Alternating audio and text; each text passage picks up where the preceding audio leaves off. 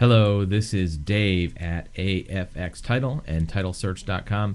Today we're looking at some of the news stories and some of the trends hitting the real estate industry and how it may affect you as a buyer, investor, or even title researcher.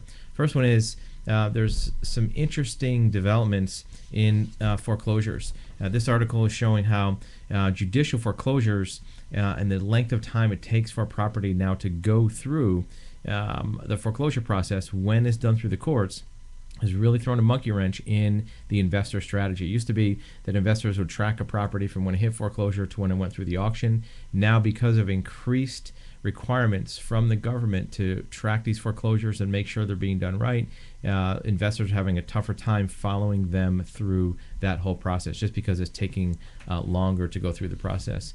Second article is having to do with foreclosures and mortgages. LA Times is reporting that there's now a second city. First it was somewhere in the Bay Area, now it's El Monte, California, is threatening to use the eminent domain process to take over mortgages from lenders. So if you're a mortgage lender and you have a portfolio of mortgages that are non-performing, that the people are out of equity, meaning they're upside down in their house, the city or the county is basically saying, look, we're going to threaten eminent domain. You need to write down these mortgages to market value. Otherwise, we're going to give you market value for the property, and then we'll be the lender for that borrower. So eminent domain is being threatened in other cities in California, and this is a developing trend that popped up on the radar screen about a year ago. I think it's going to be more of a leverage item than actually the city taking over these mortgages. Another article about higher interest rates. A lot of these mortgage reforms that the government's proposing will have additional cost, delays, kind of friction in the system of processing mortgages, and that's going to turn into higher mortgage rates for borrowers. So some of these reforms may make it more difficult for lenders to be efficient.